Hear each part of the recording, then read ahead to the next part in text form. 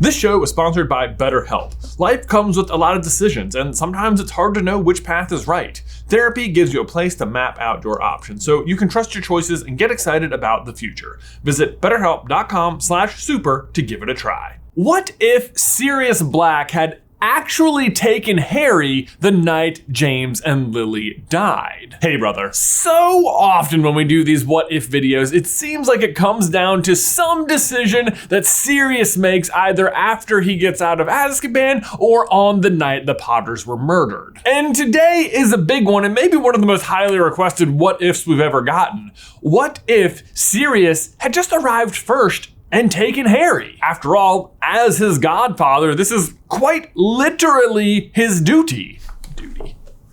I mean, if Harry never ends up with the Dursleys, that feels like it makes a world of difference to the rest of the story. Not just because of how Harry would be raised, but also because of what wouldn't happen the next day. Because if Sirius takes Harry, then he doesn't go track down Peter, meaning he doesn't get sent to Azkaban for, how long was it? 12 years of it! He'd also be able to just tell everyone the truth about Peter, which, come to think of it, why doesn't he do that anyway? Then there's Lupin, who normally believes that Sirius was the traitor the entire time, but this time he'd be able to remain friends with him. And with Sirius being, super rich and someone who values friendship over almost anything else at all, this seems like it's a great turn of events for Lupin. And yes, I hear all of you shippers down in the comments being like, oh, is this gonna be a Wolf Star video? That's Wolf for werewolf and Star, because Sirius is a star, you get it. But if you're wondering, do I think Sirius and Lupin would go on to raise Harry together? Well, I guess we'll find out. But let's face it, you know in your heart that Starbucks is the true maraudership.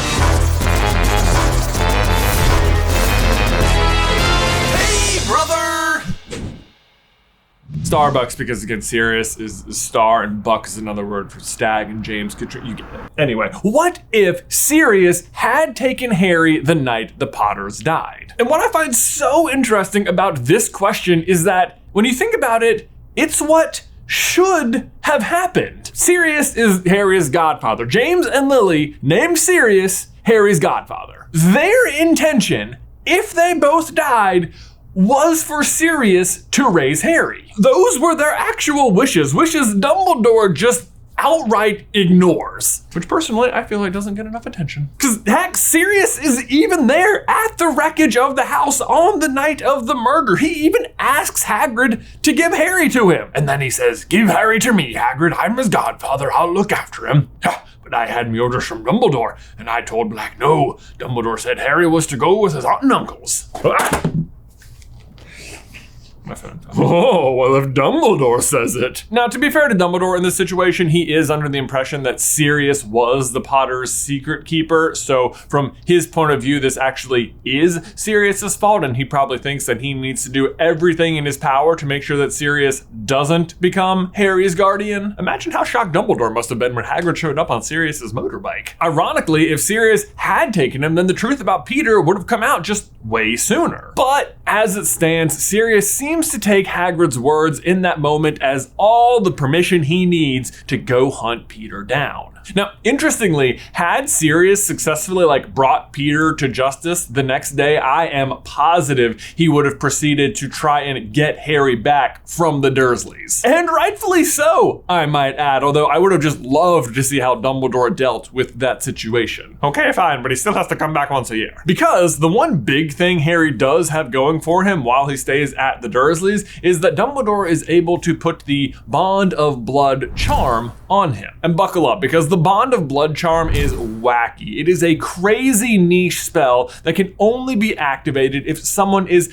presently the beneficiary of the sacrificial love charm, which of course on that night Harry is, because that's how Lily protected him from Voldemort. But even if you are a survivor like Harry, then a third party still has to be there, in this case Dumbledore, to cast the spell on you, and then the spell isn't sealed until a blood relative of the person who sacrificed themselves accepts you into their care, in this case Petunia. Assuming all of that happens, at that point you are then protected specifically from the person who originally tried to attack you, that's Voldemort, as long as you are inside of the house of the person who sealed the charm, until you are 17 or permanently move out. And the 17 part is like so baffling to me. Like, how does the spell know what the wizarding community considers adulthood? Or is the spell so old that the reason wizards consider 17 adulthood this spell? But if Harry is the only one to ever receive the benefits of being saved by the sacrificial love charm,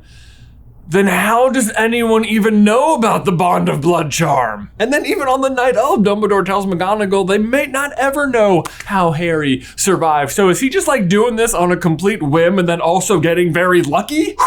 Sorry, I didn't mean for this tangent to go on so long. It's just that the spell is truly bonkers and yet also incredibly vital to the story, so. Hey, and welcome to our brand new set where Ben and I are shooting our brand new podcast, Through the Gryffindor, a book club style discussion, chapter by chapter read through of every chapter of Harry Potter. Yeah, if you would like to basically get inside our minds as people who I'm sure like yourselves have read through these books just on so many different occasions, we're just going to go through each individual, kind of like big new detail, piece of foreshadowing, or like something that sets up one of the theories that we talk about here on the Super Carlin Brothers channel. It is a very minuscule dissection of all the specific details of the story. Yeah, it has been super fun. I feel like it's already generated a bunch of new ideas for this channel. It comes out every Sunday wherever pods are cast. And if you're watching this video on the day it comes out, tomorrow we'll be uploading a big supercut of chapters 4 through 6, so you can just get caught up real quick. Absolutely. It's been so much fun. We absolutely invite you through the Gryffindor. The point is, if Sirius takes Harry, then there is no Bond of Blood spell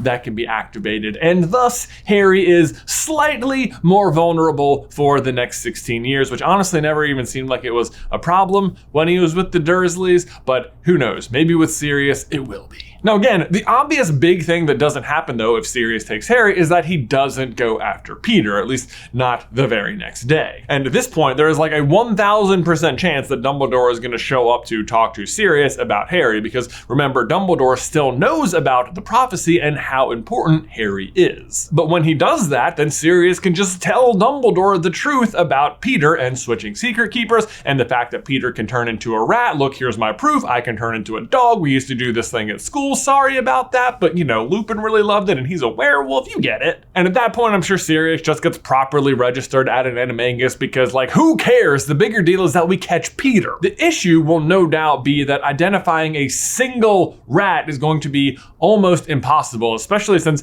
Peter doesn't really have any identifying characteristics except that his human form already looks like a rat. So like if you see a rat that just looks like extra like a rat, that guy. But like even his finger will still be intact because he won't have to fake his death because he won't have confronted Sirius. Or Sirius confronted him, you get it. Either way, the entire wizarding world, ex-Death Eaters and good guys alike, will all be on the lookout for Peter because they either blame him for the downfall of Voldemort or for the death of Lily and James. And really, they're all right. Somehow, Peter is even less popular in this scenario. I think that means we can rule out either Percy or Ron ever having Scabbers as a pet this go round, which is really probably all for the better. But the other person who is almost immediately affected by all of this is Lupin, who normally loses Sirius, James, and Peter in the same night, but this time he'll only lose James and Peter, he said, as if that's like much better. No, it's obviously still quite a big blow, but I think it makes Sirius and Lupin closer than ever, especially since I am positive Sirius is going to be way over his head raising a baby by himself. So rather than his usual haggard existence as a werewolf who can't find work, Lupin now has a best friend and a child to help raise with at least some access to the Black family resources. Man, it really does kind of sound like they're married, doesn't it? Remus, wake up, it's your turn to go check on the baby. Honestly, don't hate it, but we're gonna leave that one to the fanfic writers. Whereas over here in my extremely real non-fiction discovery of what would happen in this world of wizards, magic, dark lords, rat people, and werewolves, I don't think it's romantic. The other person I think heavily affected by this change is surprisingly Neville. Unfortunately, I don't see any reason why Bellatrix wouldn't still, attack his parents, which, as ever, is terrible and leaves Neville as an only child to be raised by his grandmother. The difference is that Harry is around and in the wizarding world this time, and both of their parents would have all been in the Order of the Phoenix and fellow Gryffindors. Plus, both the Longbottoms and the Blacks would exist in that, pure blood wizarding space, so I think it would just make sense to get the boys together. Meaning, when Harry and Neville grow up and finally go to Hogwarts, they already have a friend. Yay! Likely does wonders for Neville's confidence going in, and I have to think that Harry is just way more informed when he arrives at Hogwarts. Because unlike the Dursleys, Sirius and Lupin will have told Harry everything, maybe shy of, him being the chosen one. I mean, no reason to burden a 10-year-old with that. It can easily wait until he's 11 and a man, or 17 according to the Bond of Blood. Have I explained how confusing that spell is yet? No, yeah, I did. Bond of Blood charm. Anyway, heading to Hogwarts, I think Harry is going to be very pro-Gryffindor and very anti-Slytherin ahead of time, as will Neville. Plus, 2 Marauders will have raised Harry, so undoubtedly he'll know a lot of Hogwarts secrets ahead of time. I mean, at the very least, that the Whomping Willow is connected to the Shrieking Shack. I mean, those 2 features of Hogwarts are literally there for Lupin. You might think that in this scenario, Harry would be a little bit more like James and sort of fully arrogant and stuff. And while I think he's definitely more confident and more magically adept earlier on in the story, I don't think he would be a full-on James type bully. Because remember, Harry's parents still would have been murdered by Voldemort, and he would have grown up knowing Voldemort's beliefs and would have very good reason to oppose them. Plus, he would have been around Lupin his entire life and been exposed to the kind of prejudice people have towards people who are different from them in any way for really unfound reasons. Either way, I think Harry and Neville are quick friends with Ron as usual. I mean, normally it's Ron who finds Harry sitting by himself on the train, but I like to think maybe in this case it's reversed and Harry and Neville find a lonely Ron on the train. Ron, of course, will still always find Hermione just totally insufferable for the first few weeks of classes, meaning that he'll always be mean to her in Charms class, and then she'll always go cry in the girls' bathroom, and then she'll always get attacked by the troll, and then all 3 of them will go to save her, and then the 4 of them are just best friends. Thought you ought to know. Plus, again, Harry was raised by 2 of the Marauders, and groups of 4 are just cool. Cool. Oddly though, if Neville is more confident going in, then he probably doesn't get sent the Remember-All by his grandmother. Which isn't a huge deal, it just means that Harry probably won't end up making the Quidditch team his first year because he won't have the opportunity to accidentally impress McGonagall. But I imagine Harry is still pretty good on a broom because just like growing up now, there's no way Sirius didn't buy him a broom. I mean, he got him one when he was 1 and he's the one who buys him the Firebolt. It's his favorite thing to give Harry. But really all that just matters because it means Harry will still be capable of catching the flying key later on. Although I guess sadly it does mean that he won't be the youngest player in how long was it? A century. Yes, a century, according to... McGonagall. Yes, that's right. Thank you, Harry. But speaking of the flying keys, how would Sirius raising Harry affect Voldemort's plans during his first year? Well, now is when we circle back to Peter, who, if you will recall, has been on the run since basically the night James and Lily died. And we know Peter's move here, seek protection from the most powerful person in the room. The problem is that all of the powerful people hate him.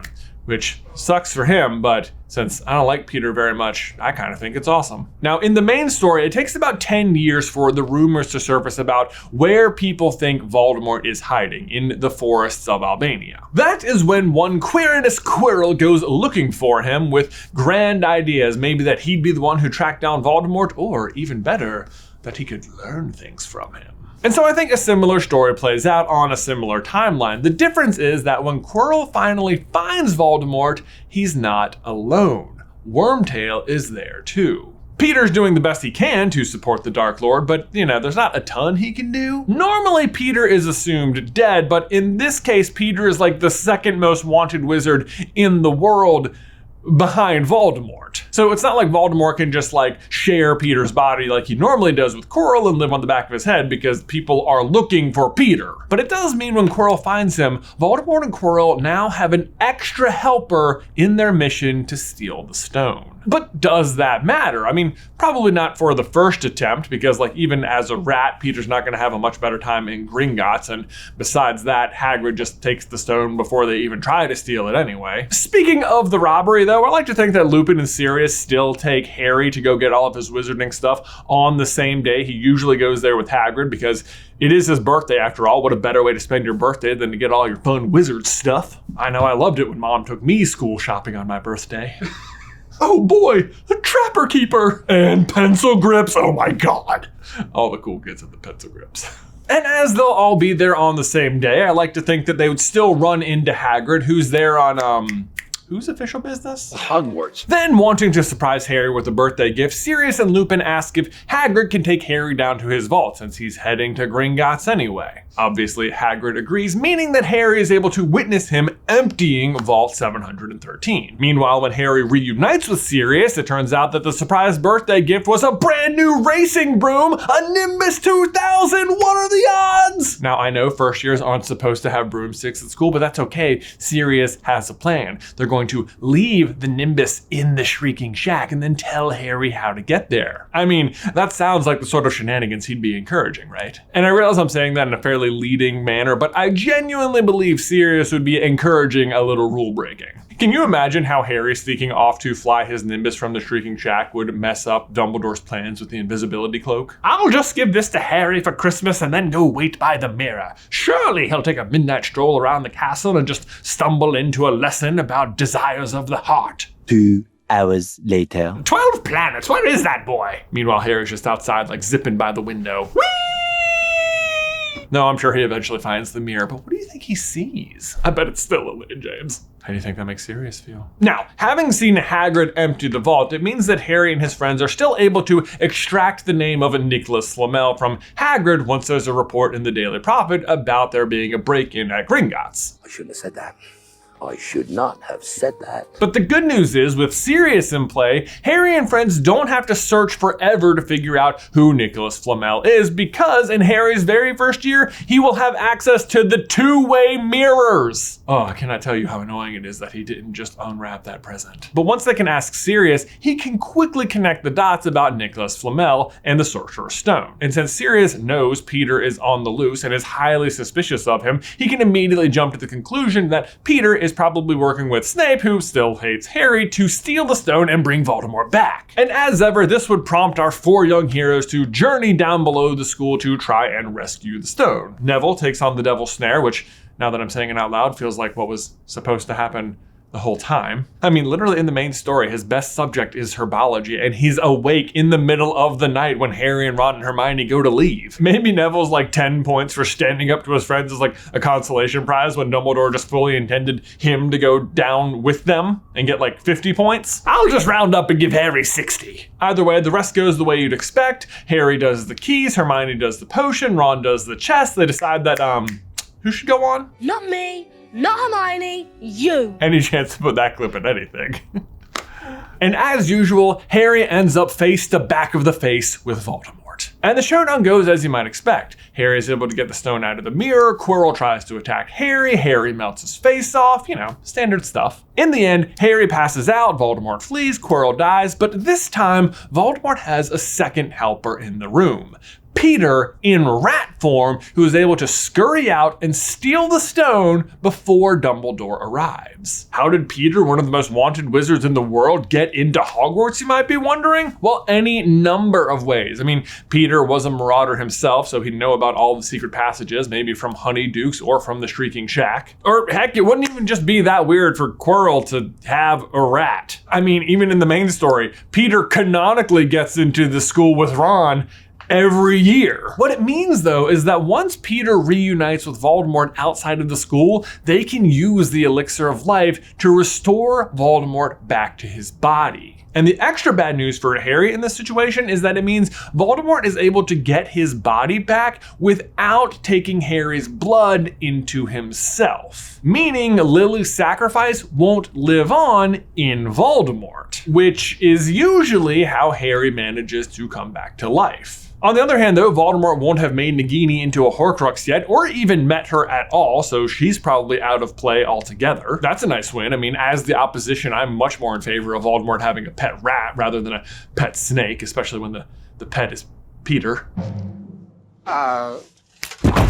But if Voldemort gets his body back and like reunites the Death Eaters before Chamber of Secrets, it also seems way less likely that the diary ever makes it into the school, which is normally how Dumbledore discovers that Voldemort is using Horcruxes at all. Which even if Dumbledore is able to just theory it together, the diary is probably the hardest one to track down. But speaking of Horcruxes, as far as Voldemort knows, at that point he would only have a 6-part soul rather than his desired 7. So while normally his first order of business after he gets his body back is to try and recover the prophecy, I think his first order of business this time would be to create the 7th Horcrux. And my question for you guys is, what do you think it would be? But that is where I'm going to leave you guys today. Turns out Peter faking his own death and going to live with the Weasleys was a pretty big plot point, and now Voldemort is back after just year 1. The other big concern is that Voldemort is normally reserving that 7th Horcrux death for Harry, so will he just try and kill him to do it? Will maybe he somehow use the diary to accomplish that? So many questions left to explore, but let me know all your thoughts in the towel section down below.